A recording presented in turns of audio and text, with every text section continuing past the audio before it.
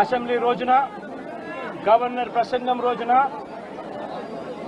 ఉభయ సభలను ఉద్దేశించి గవర్నర్ మాట్లాడే ప్రసంగంలో గవర్నర్ను ఖచ్చితంగా నిలదీస్తూ గవర్నర్ ప్రసంగాన్ని అడ్డు తగులుతూ గవర్నర్ను ఖచ్చితంగా నిలదీస్తూ వైఎస్ఆర్సీపీ గలం విప్పుతుంది. దాని తర్వాత ఖచ్చితంగా మళ్ళీ మంగళవారము వైఎస్ఆర్సీపీకి సంబంధించిన ఎమ్మెల్సీలు, ఎమ్మెల్యేలు, ఎంపీలు, రాజ్యసభ సభ్యులు, లోక్సభ సభ్యులు అందరూ కూడా ఢిల్లీకి వెళ్తారు. వెళ్ళి బుధవారము ఢిల్లీలో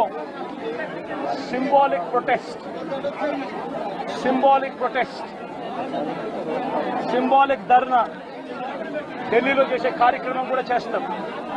రాష్ట్రంలో జరుగుతూ ఉన్న దాడులు, రాష్ట్రంలో ఉన్న లా అండ్ ఆర్డర్ పరిస్థితులను దేశమంతా కూడా చూసేట్టుగా, దేశమంతా కూడా దీన్ని గమనించి, దేశమంతా కూడా దీన్ని వాళ్ళు కూడా ప్రొటెస్ట్ చేసే విధంగా దీన్ని హైలైట్ చేసే కార్యక్రమం చేస్తాం. ప్రధానమంత్రి గారి అపాయింట్మెంట్ ఇప్పటికే అడగడం జరిగింది. అమిత్ షా గారిని ప్రెసిడెంట్ అపాయింట్మెంట్ కూడా అడగడం కూడా జరుగుతుంది. వీళ్ళందరూ కూడా అపాయింట్మెంట్ ఇస్తే వీళ్ళందరినీ కూడా కలిసి వీళ్ళందరికీ కూడా చెప్పే కార్యక్రమం కూడా చేస్తాం. సరే, ఈ ఇష్యూలో మీ చెప్పేటప్పుడు నువ్వు ఫ్లో అవుతుంది కదా. నువ్వు ఎంత ఆంధ్రజ్యోతి విలేకరు అయితే మాత్రం మధ్యలో వచ్చి చెప్పడం ధర్మం కాదు కదా.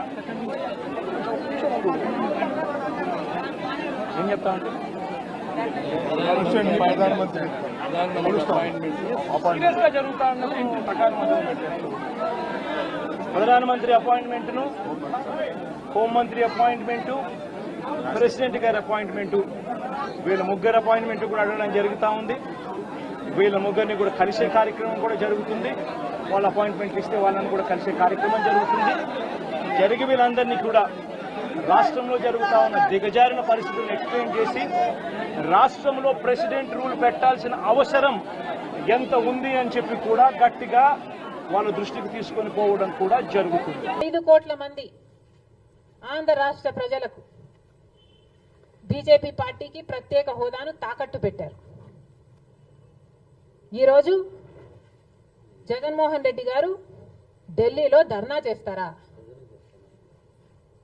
ప్రత్యేక హోదా కోసం ఎందుకు చేయలేదండి ధర్నాలు? 5 సంవత్సరాల మీద అధికారంలో ఉన్నారు కదా. మరి ఢిల్లీలో మీరు ప్రత్యేక హోదా కోసం ఎన్నిసార్లు ధర్నాలు చేశారు? ప్రత్యేక హోదా అసలు ఊసే లేకుండా చేశారు కదా. ప్రత్యేక హోదా గురించి మీరు ఏ రోజు పట్టించుకోలేదు. పోలవరం గురించి మీరు ఏ రోజు పట్టించుకోలేదు. రాజధాని గురించి అని చెప్పి 3 రాజధానులను కన్ఫ్యూజ్ చేశారు. ఆఖరికి కడప స్టీల్ ఫ్యాక్టరీని కూడా మీరు పట్టించుకోలేదు. విశాఖ స్టీలు మన రాష్ట్రానికే తలమానికమైన అమ్మేస్తామన్నా కూడా పట్టించుకోలేదు. ఈరోజు మాత్రం ఢిల్లీకి వెళ్ళి ధర్నా చేస్తారట. మీ కార్యకర్తను చంపేస్తే ఢిల్లీకి వెళ్ళి మీరు ధర్నా చేస్తున్నారే, మరి మీ సొంత చిన్నాన్నను చంపేసినప్పుడు మీరు ఢిల్లీలో ఎందుకు ధర్నా చేయలేదు న్యాయం కోసం? జగన్మోహన్ రెడ్డి గారు సమాధానం చెప్పాలి.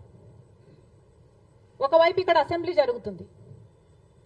అసెంబ్లీ జరుగుతున్న సమయంలో మీరు అసెంబ్లీలో ఉండకుండా ఉండే ధైర్యం మీకు లేక ఇలా సాకులు వెతుక్కొని మీరు ఢిల్లీ వెళ్తామంటున్నారే. అంటే అసెంబ్లీలో ఏ బిల్లు ప్రవేశపెట్టినా అది ప్రజలకు వ్యతిరేకమైన అది పాస్ అయిపోవాలనా? మీరు ఉన్నదే 11 మంది. కనీసం ఆ బిల్స్ మీద డిస్కషన్ మీకు అవసరం లేదా? మీరు కొట్లాడాల్సిన అవసరం లేదా? ఏం ఆలోచన చేస్తున్నారు జగన్మోహన్ రెడ్డి గారు? అసలు ఈ వెనుకొండలో జరిగిన హత్య కూడా పొలిటికల్ మర్డర్ ఇది కానే కాదు, ఇది వ్యక్తిగత మర్డర్ అని కూడా అంటున్నారు కదా. మేము ఏదో సాక్షి మీడియానో లేకపోతే టీడీపీ మీడియానో పట్టుకొని మాట్లాడడం లేదు. మా ఎంక్వైరీలు మేము చేసుకొని న్యూట్రల్ మీడియాతో లోకల్గా మేము మాట్లాడిన తర్వాత మేము వచ్చిన కన్క్లూషన్ ఏమిటి అంటే ఇది వ్యక్తిగత మర్డర్. మొన్నటి వరకు కూడా హత్య చేసిన వాళ్ళు, హత్య గురైన వాళ్ళు ఇద్దరూ వైసీపీతోనే ఉన్నారు. మరి అలాంటప్పుడు ఇది పొలిటికల్ మర్డర్ ఎలా అవుతుంది? ఈ పొలిటికల్ మర్డర్ అని మీరు చెప్పి మీరు ఢిల్లీకి వెళ్ళి ధర్నా చేస్తున్నారా? దేనికి? మీ ఉనికి కాపాడుకోవడం కోసం. మీ పార్టీ కోసం అని చెప్తున్నారు. ప్రజలు ఏం ఆలోచిస్తారు? ఈరోజు వరదలు వస్తున్నాయి మన రాష్ట్రంలో, వారిని వెళ్ళి పరామర్శించాలని మీకు అనిపించలేదు. కానీ వ్యక్తిగత మర్డర్లో మీ పార్టీకి సంబంధించిన ఇద్దరు కొట్టుకొని చచ్చిపోతే ఈరోజు మీరు ఢిల్లీకి వెళ్ళి ధర్నా చేస్తారా? ప్రజల కోసం మీరు ఎందుకు నిలబడలేదు? మీ పార్టీ వాళ్ళు ఓటేస్తే మీరు గెలిచారా? మీ పార్టీ వాళ్ళ కోసమే మీరు ముఖ్యమంత్రి అయ్యారా? 5 సంవత్సరాలుగా మీరు ప్రజల కోసం పనిచేయలేదు, కానీ ఈ రోజు ఢిల్లీకి వెళ్ళి ధర్నా చేస్తారట. సిగ్గుండాలి కదా. కానీ ఈ విషయంలో పోలీసులను కూడా అడుగుతున్నాం. నడి రోడ్డు మీద ఇలా హత్యలు చేసుకుంటుంటే పోలీసులు ఏం చేస్తున్నారు? ఆంధ్ర రాష్ట్ర పోలీసులుగా మీ బాధ్యత కాదా లా అండ్ ఆర్డర్ మెయింటైన్ చేయడం? ముఖ్యమంత్రి గారు, డిప్యూటీ ముఖ్యమంత్రి గారు చంద్రబాబు గారు, పవన్ కళ్యాణ్ గారిని కూడా ప్రశ్నిస్తున్నాం. మీ హయాంలో నడి రోడ్డు మీద ఇలా మర్డర్లు జరిగితే మీరు బాధ్యులు కారా? మీకు ఆపాల్సిన బాధ్యత లేదా? లా అండ్ ఆర్డర్ ఉన్నట్టా చచ్చిపోయినట్టా మన రాష్ట్రంలో?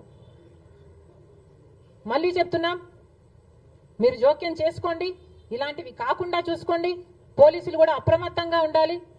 ఈ లా అండ్ ఆర్డర్ సిచ్యువేషన్ ని కంట్రోల్ చేయాల్సిన బాధ్యత పోలీసులకు ఉంది, ముఖ్యమంత్రికి ఉంది, డిప్యూటీ చీఫ్ మినిస్టర్కి ఉంది. దయచేసి మళ్ళీ ఇలాంటివి జరగకుండా చూడండి. Thank you.